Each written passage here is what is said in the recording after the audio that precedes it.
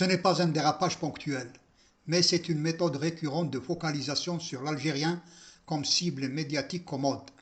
Derrière l'apparente diversité des polémiques se cache un mécanisme bien rodé. Fabriquer un climat de suspicion, désigner un coupable avant même les faits, puis habiller ce récit d'un vernis d'information. À force d'être répété, ce procédé finit par façonner les perceptions jusqu'à faire de l'Algérien le suspect idéal dans l'imaginaire de certains discours médiatiques. C'est cette mécanique que cette vidéo se propose d'analyser.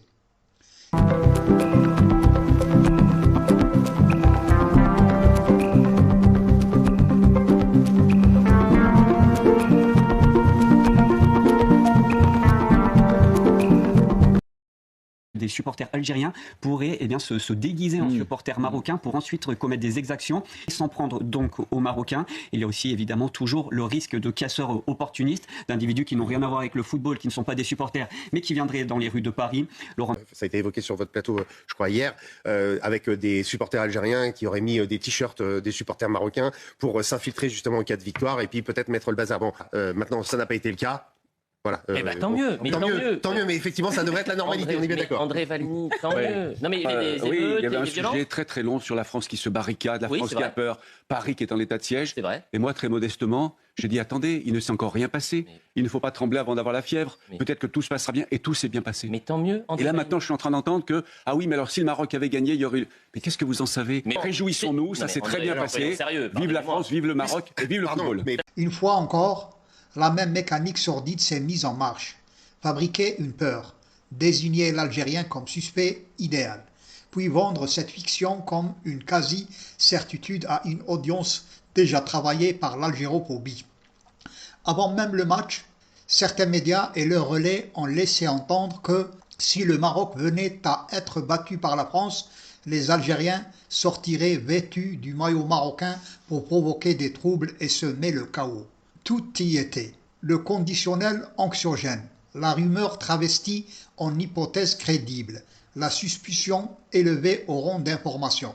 Et au final, rien, strictement rien. Pas d'émeute fantasmée, pas de scénario catastrophe, pas la moindre confirmation de leur délire médiatique. Mais évidemment, personne ne reviendra sur cette propagande. Personne ne s'excusera d'avoir sali tout un peuple par avance. Car c'est bien là toute la malhonnêteté de cette machine. On invente un danger, on ameute les esprits, on prépare l'opinion à avoir de la violence là où il n'y a encore rien. Puis on se tait quand le réel pulvérise la fable. Le mensonge, lui, a déjà circulé. Le soupçon, lui, a déjà été inoculé. Et l'objectif est atteint. Nourrir l'idée que l'Algérie et les Algériens seraient, par nature, un problème à surveiller, une menace potentielle, une source permanente de désordre. Voilà le fond du procédé. Transformer l'Algérien en coupable avant même le moindre fait, en bouc émissaire prêt à l'emploi pour une France médiatique qui se barricade dans ses propres fantasmes, tremble avant même d'avoir la fièvre et se rêve en état de siège permanent. Et il faut pousser la démonstration jusqu'au bout.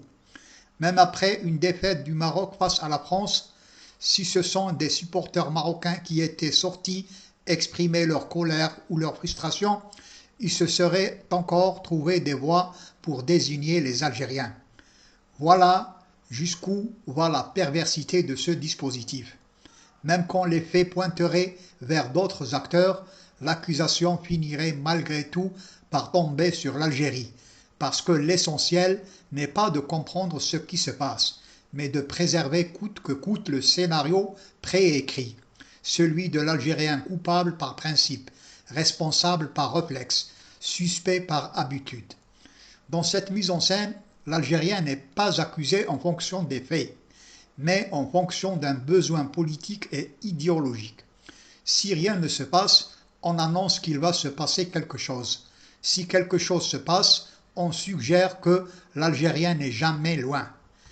Et si ce sont d'autres qui manifestent, protestent ou débordent, on trouvera toujours le moyen de faire glisser le soupçon vers l'Algérie. C'est cela, la mécanique profonde de l'algérophobie médiatique. Peu importe la réalité, il faut que l'Algérien reste au bout du compte, le coupable idéal. Et ce mécanisme n'a rien d'accidentel. On l'a déjà vu à l'œuvre dans d'autres séquences, notamment autour du dossier des OQTF. Là encore, l'Algérien a été désigné, surexposé, brandi comme le problème central, comme si toute la question de l'irrégularité administrative, des expulsions impossibles ou des tensions migratoires se résumait à lui. Comme si l'Algérien était à lui seul l'arbre chargé de cacher toute la forêt des sans-papiers. Comme si, dans un paysage migratoire infiniment plus large, plus complexe et plus divers, il fallait malgré tout braquer le projecteur sur lui, l'isoler, le montrer du doigt, le transformer en symbole commode de tous les blocages. Là encore, le procédé est le même. Réduire un sujet vaste à une nationalité cible, simplifier à outrance, personnaliser le problème, fabriquer un visage unique du désordre et faire croire au public que tout part de là, que tout converge vers là, que tout s'explique par là. L'Algérien devient alors non plus un élément parmi d'autres d'un dossier complexe, mais la vitrine médiatique du problème, l'écran sur lequel on projette toutes les angoisses, toutes les crispations, tous les fantasmes sécuritaires et identitaires. Ce procédé est d'autant plus ignoble qu'il repose sur une collusion transparente entre deux propagandes qui se nourrissent l'une l'autre. D'un côté, les relais du Merzen, toujours prêts à injecter leur hostilité obsessionnelle contre l'Algérie dans l'espace médiatique et numérique. De l'autre, des chaînes comme CNews, cette télé bolo-facho qui recycle sans honte tout ce qui peut salir l'Algérie pourvu que cela serve son commerce de la peur, son agenda identitaire et sa ligne politique.